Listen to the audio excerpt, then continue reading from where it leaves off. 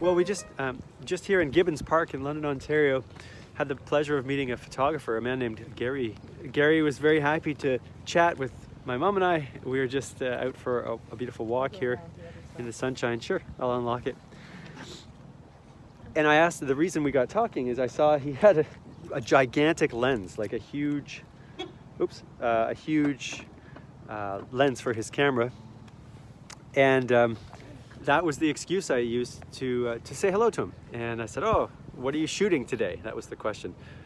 So I was just using my curiosity as an excuse to meet this person. And I did so not only because I was genuinely curious, but because my mother also really loves talking to people. It's very good for your mental health to just interact with people. And this fellow was so happy to talk to us for almost about 10 minutes here. We were in the sunshine, and he told us about the longhorned owl that usually is perched up in one of these trees.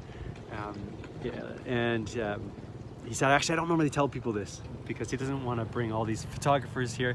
So pretend I didn't just tell you that there's a longhorned owl in Gibbons Park. Anyways, really great to have met Gary. I suspect we'll see him again when I'm back in Ontario in the spring.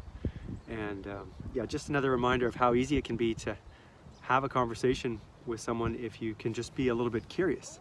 And I suspect by the smile on his face that he enjoyed chatting with us too. So get out there, talk to more people. It's good for you. And it's probably good for your mom too. Well, another interesting thing about this encounter with Gary is that my mother used to be a very avid bird watcher. She was a birder. And so she's got all kinds of books on birds, including this one, which is Reader's Digest Birds of Canada. And what do you know, there's a big owl right on the cover. And in this book, of course, we have the great horned owl. I think I used the wrong name in the video earlier. So I'm just going to go ahead and read the description. And if you're not into birds, you probably want to skip over this part of the video, but I'll take a minute to just read through what I've just learned about this owl that we didn't actually see, but that we know is there and I'll likely see in the spring. So the great horned owl, it's the most widespread owl in North America and perhaps the most powerful. This owl often attacks animals much larger and heavier than itself, including domestic cats, skunks, and porcupines. Its color varies regionally from pale Arctic birds to dark northwestern ones.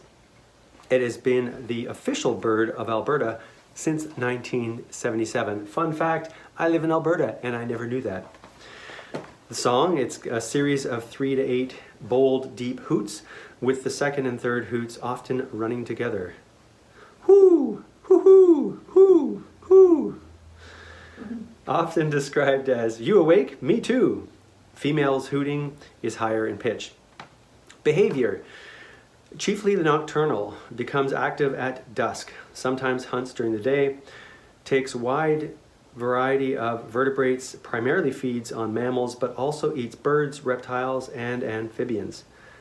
Often aggressively defends nest and young to the point of striking humans who venture too close. Keep that in mind, photographers. Breeding, monogamous, one of the earliest nesting species with eggs laid in the winter. Nesting, incubation 28 to 35 days, mostly by female.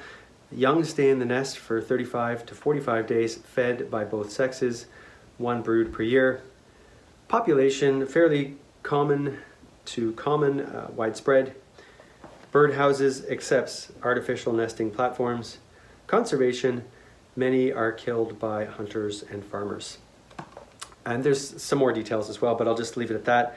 And one other thing, it's non-migratory and its average weight is 1.4 kilograms.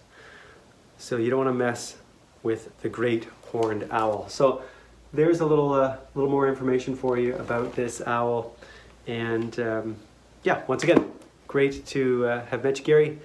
And thanks for the fun reminder of birds in the wilderness, as it was a fun activity for myself and my mom today.